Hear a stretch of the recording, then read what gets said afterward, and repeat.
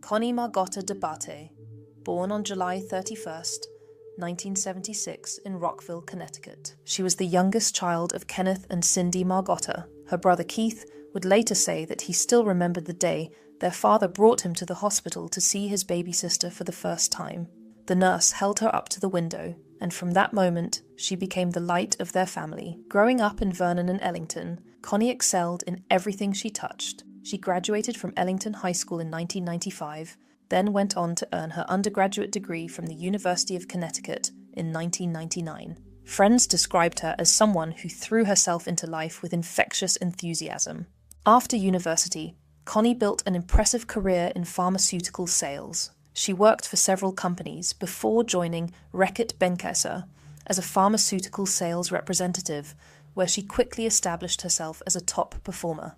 Her LinkedIn profile would later show she was in the top 20% of the company consistently and had earned 3 President's Club awards.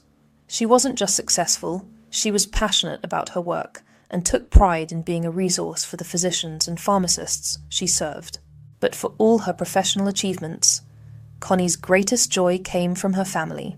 On July 4, 2003, she married Richard Debate, a computer network administrator she'd been dating for several years. Richard was 2 years younger than Connie and had quite a different personality. Friends described him as having an offbeat humour and being somewhat quirky.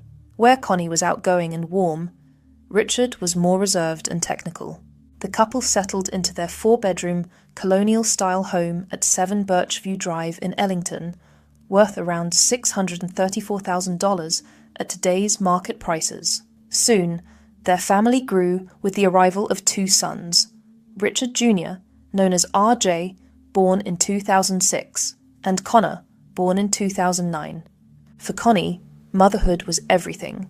When Connor was born with a cleft lip requiring ongoing medical treatment, she became his devoted advocate, driving him back and forth to Boston for doctor's appointments whilst simultaneously caring for her own father, who was battling leukemia.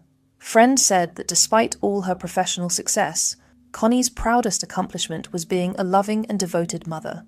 Around their neighbourhood, Connie had earned the nickname the Sunshine of So Many Lives. She was actively involved in the Ellington Ambulance Corps, where she'd served as vice president for many years. She organised fundraisers, delivered meals to sick neighbours, and was always the first to volunteer when help was needed. Neighbours described her as someone who made their community feel like a family.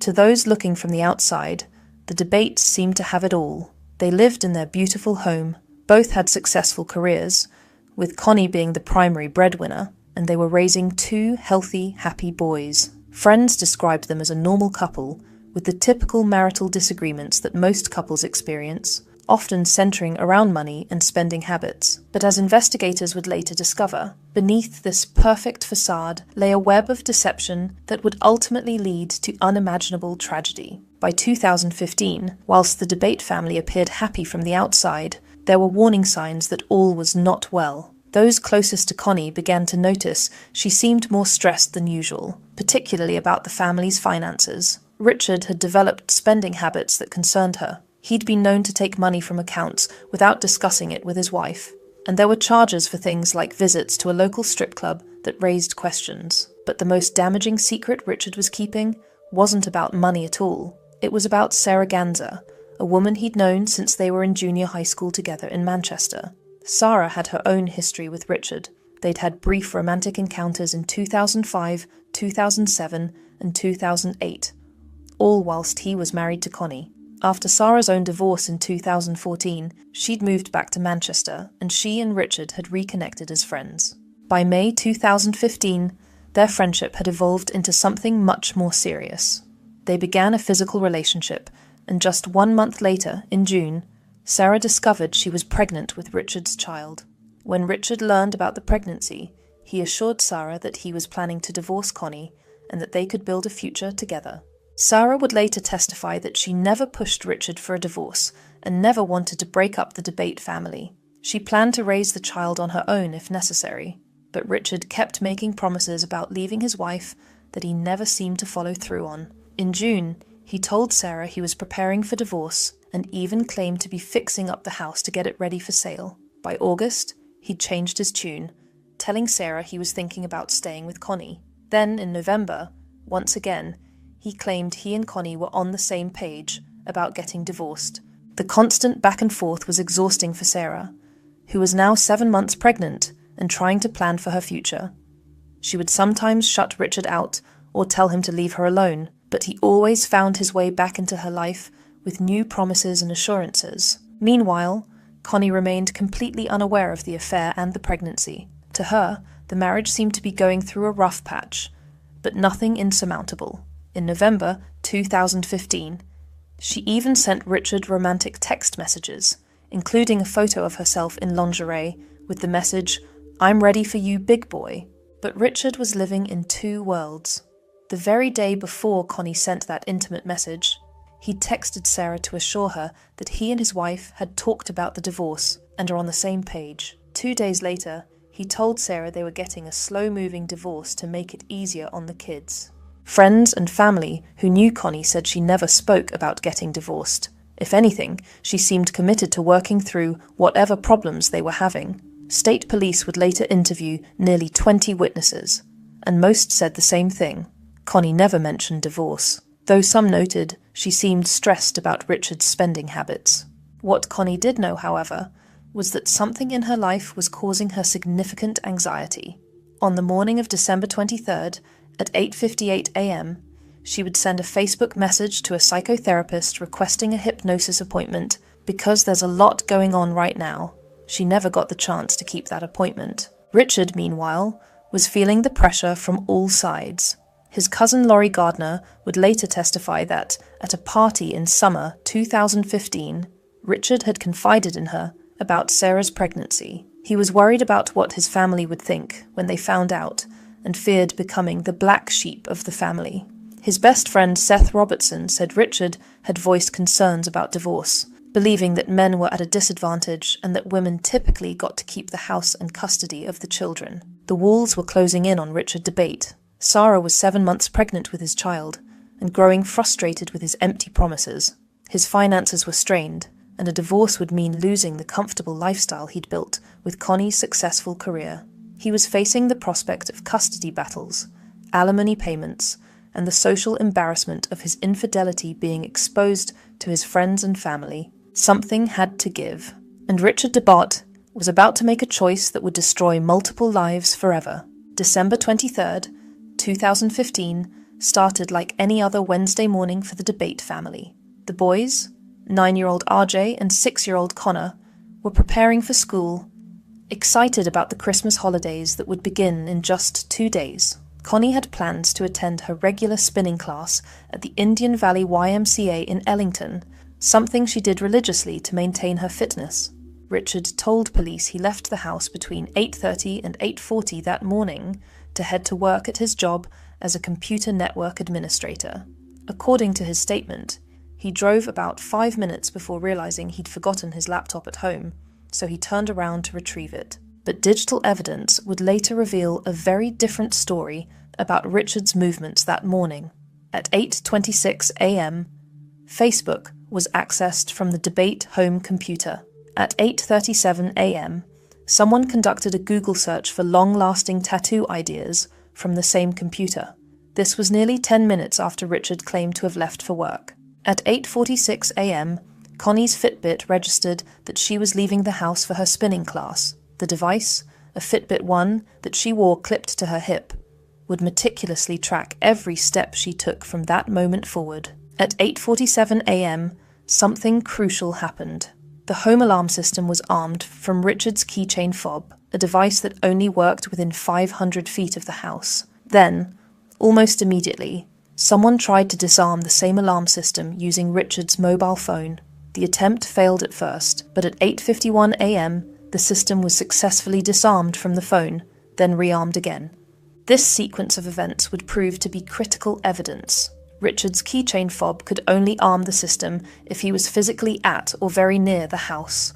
The immediate attempt to disarm it from his phone suggested he was trying to manage the alarm remotely after leaving, but the timing meant he was still at home when he claimed to be driving to work. At 8:53 a.m., security cameras at the YMCA captured Connie's arrival. She appeared her usual cheerful self, ready for her morning workout. But when she got inside, she discovered her spinning class had been cancelled. The cameras showed her leaving again at 9:08 a.m., much earlier than expected. Back at the house, digital forensics would later show that at 9:18 a.m., someone visited the YMCA website from Richard's computer. This suggested he might have been checking to see if Connie had actually gone to her class, or perhaps monitoring when she might return home.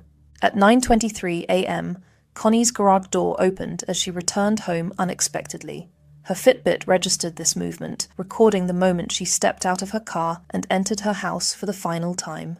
For the next 17 minutes, Connie's Fitbit showed normal activity patterns. At 9:40 a.m., she posted a video to Facebook from inside the house. 6 minutes later, she posted another video. These posts, accessed from the family's home internet connection, proved she was alive and actively using her phone, but it was what happened next that would change everything.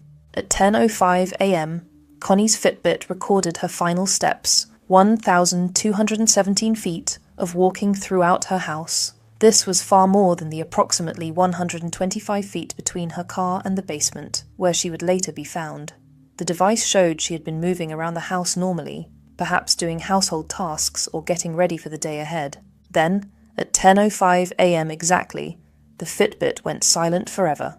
7 minutes later, at 10:12 a.m., the home's panic alarm was activated from Richard's keychain fob.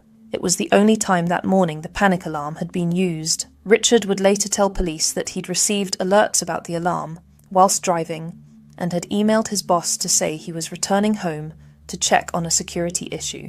But phone records would show that Richard's mobile phone was pinging off cell towers near his house throughout the morning, contradicting his claim that he was miles away at a bus depot in Broadstone where he was supposed to be checking advertising displays. When first responders arrived at 7 Birchview Drive, they found a scene that would haunt them forever.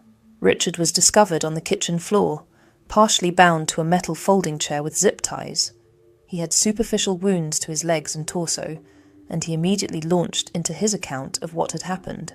He told them a shocking story of encountering a masked intruder dressed in camouflage with a voice like Vin Diesel, who had been rummaging through Connie's jewellery in their bedroom closet. The intruder had demanded money and credit card PIN numbers, which Richard claimed he'd provided. When Connie returned home early and Richard shouted for her to run, she had inexplicably run to the basement instead of escaping. The intruder had followed her there, struggled with her, and shot her twice with a gun Richard had purchased just 2 months earlier. In the basement, investigators found Connie's body. She had been shot twice with a .357 Magnum revolver, once in the back of the head and once in the stomach. It was a weapon that had never been fired before that day, and it bore no identifiable fingerprints. But experienced investigators immediately noticed problems with Richard's story. There were no signs of forced entry anywhere in the house. Nothing appeared to have been stolen. In fact, money that should have been attractive to a burglar was left untouched. Most tellingly, 3 separate police K9 units brought to track the intruder's scent all failed to pick up any trail leading away from the property. The first dog, Rocky, kept circling back to Richard and even tried to jump into the ambulance with him. The scene looked staged, and Richard's behaviour seemed odd for someone who had just witnessed his wife's murder. But it would take months of meticulous digital forensics to prove what investigators suspected from the very beginning, that Richard DeBarte had killed his wife and tried to make it look like a home invasion gone wrong. What Richard DeBate hadn't anticipated was how thoroughly modern technology would document every aspect of his deception. The Connecticut State Police Eastern District Major Crime Squad, working with prosecutor Matthew Gdansky, would conduct one of the most comprehensive digital forensics investigations in the state's history. The centerpiece of their case was Connie's Fitbit 1 device. The hip-worn fitness tracker had been recording her movements with scientific precision right up until her death. Dr. Keith Diaz from Columbia University Medical Center, who had conducted extensive research on Fitbit accuracy, testified that when worn on the hip, the devices were near perfect at measuring steps, 98% accurate for walking and jogging. The Fitbit data revealed the fatal flaws in Richard's timeline. He claimed Connie had been killed around 9:05 a.m., shortly after she returned home from the gym. but her Fitbit showed she was still actively moving around the house until 10:05 a.m., a full hour later. During that time, the device recorded 1,217 feet of movement, which Dr. Diaz testified were incidental movements, the kind you'd expect from someone doing normal household activities, not running for their life from an intruder. Even more damning was the home alarm system data. The sophisticated security system maintained detailed logs of every arming and disarming event, complete with timestamps and the method used, whether keychain fob or mobile phone. The logs showed Richard had been physically present at the house throughout the morning, repeatedly arming and disarming the system, despite his claims of being miles away at work. At 9:04 a.m., Richard had sent an email to his supervisor from the home computer, claiming he was returning to check on a security alert, but phone data showed he was already at home when he sent that message, not driving from a bus depot 2 miles away as he claimed. His computer activity that morning painted a picture of someone who was very much at home and very much aware of what was happening. Beyond the Facebook visits and Google searches, Microsoft account records showed multiple logins from the home IP address throughout the morning, corresponding exactly with times when Richard claimed to be elsewhere. The investigators also discovered disturbing internet searches on Richard's computer from the months leading up to Connie's murder. In July and September 2015, he had searched for deadly over-the-counter pill combinations, fast, untraceable homemade poison, tasteless poison, easily available, and detailed information about ricin. These searches suggested the murder had been planned for months, not a crime of passion or a robbery gone wrong, but perhaps most heartbreaking was Connie's own digital trail on her final morning. Her Facebook activity showed she had no idea what was coming. At 8:58 a.m., she messaged a psychotherapist about feeling anxious because there's a lot going on right now. At 9:40 and 9:46 a.m., she posted cheerful videos to Facebook, appearing relaxed and content in her own home. The phone data also revealed the extent of Richard's deception about his affair. He had been in constant contact with Sarah Ganza, making 8 calls to her on the day of the murder alone, including a 28-minute conversation that morning, something he had initially failed to mention to police. When confronted with this overwhelming digital evidence, Richard's story began to crumble. He admitted to the affair and to lying about his whereabouts, but maintained his innocence regarding the murder. He claimed he had lied because he was terrified and trying to protect his reputation. But investigators had one more piece of damning evidence. After Connie's murder, Richard had behaved in ways that struck everyone as deeply inappropriate for a grieving widower. Just 5 days after his wife's death, he attempted to claim her $475,000 life insurance policy. When that was denied, due to the ongoing investigation, he withdrew over $90,000 from Connie's investment accounts. Most shocking of all, by the time of his eventual conviction in 2022, Richard had depleted virtually all of Connie's estate, money she had worked hard to save for their sons' futures. The boy's aunt testified that only $6.24 remained of their mother's savings, not even enough to buy a shirt, shoes, or a backpack. The digital evidence was overwhelming, and it told a clear story. Richard Debate had murdered his wife in their home sometime between 10 a.m. and 10:05 a.m. on December 23, 2015, then staged an elaborate home invasion to cover his tracks. For nearly 18 months after Connie's murder, Richard Debate maintained his innocence and lived as a free man while police painstakingly built their case. He continued his relationship with Sarah Ganza, who gave birth to their daughter in February 2016, less than 2 months after Connie's death. During this time, Richard's behaviour continued to raise red flags among those who had known the couple. Neighbours found it extremely weird that just days after his wife's murder, he was texting them asking about favourite takeout restaurants. His apparent lack of grief, combined with his immediate focus on financial matters, painted a picture of a man more concerned with covering his tracks than mourning his wife. Friends who had once supported Richard began to distance themselves. His best friend Seth Robertson described meeting with Richard several weeks after Connie's death, expecting to console a grieving widower. Instead, Robertson said, Richard gave him a basic account of the murder that seemed rehearsed then quickly moved on to talking about everyday things as if nothing had happened. I showed up with pockets of tissues, and it never happened, Robertson testified. He said there was none of the sadness or anger he was expecting from someone who had just lost their wife. Meanwhile, Connie's family was struggling to process their loss while growing increasingly suspicious of Richard. Connie's mother had noticed his strange behaviour from the very beginning, particularly his odd detachment when viewing Connie's body and his comment that they could put the lid on it now when speaking about her coffin, as if he were talking about a tin box, not his wife's coffin. The investigation was exhaustive. Police interviewed over 20 witnesses, analysed thousands of digital records, and worked with FBI specialists in fields from computer forensics to fitness trackers to ensure every piece of evidence was documented. On April 14, 2017, police finally had enough evidence to act. Richard was arrested at his mother's house and charged with murder, tampering with physical evidence, and making false statements to police. When Detective Sergeant Pat Murray put his hand on Richard's shoulder and told him he was under arrest, he later said, "The blood drained from his face and he went white as a sheet. He was not expecting it."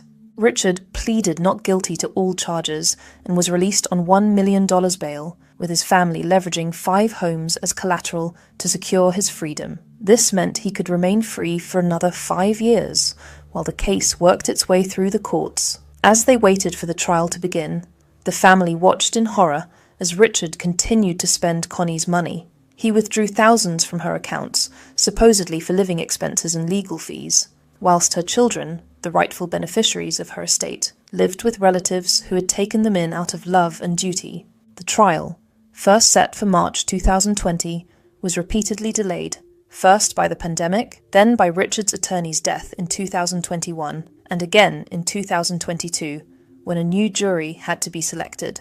Sarah Ganza, meanwhile, had ended her romantic relationship with Richard, but continued to co-parent their daughter.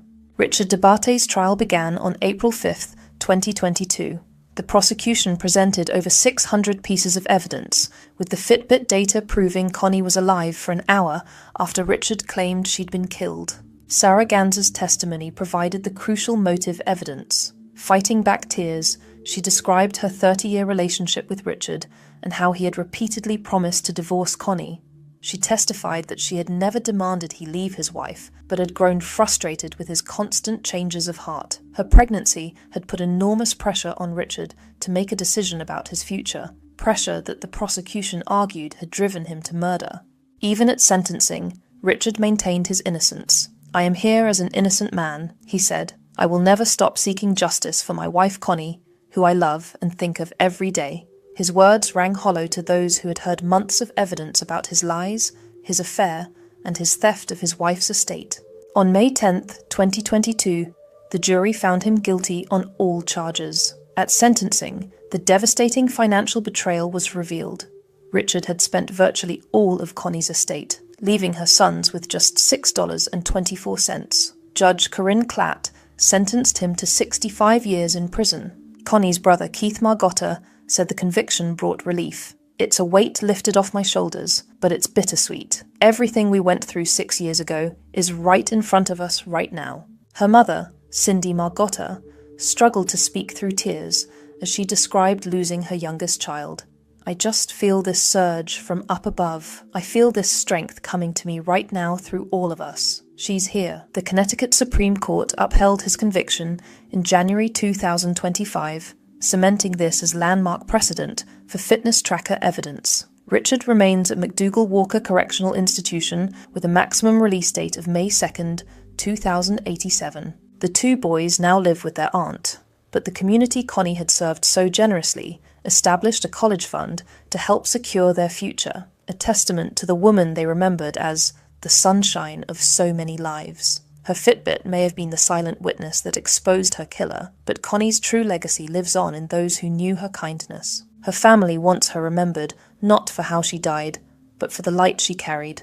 In the end, it was Connie herself who helped bring her killer to justice. As her family said, "Please don't forget Connie."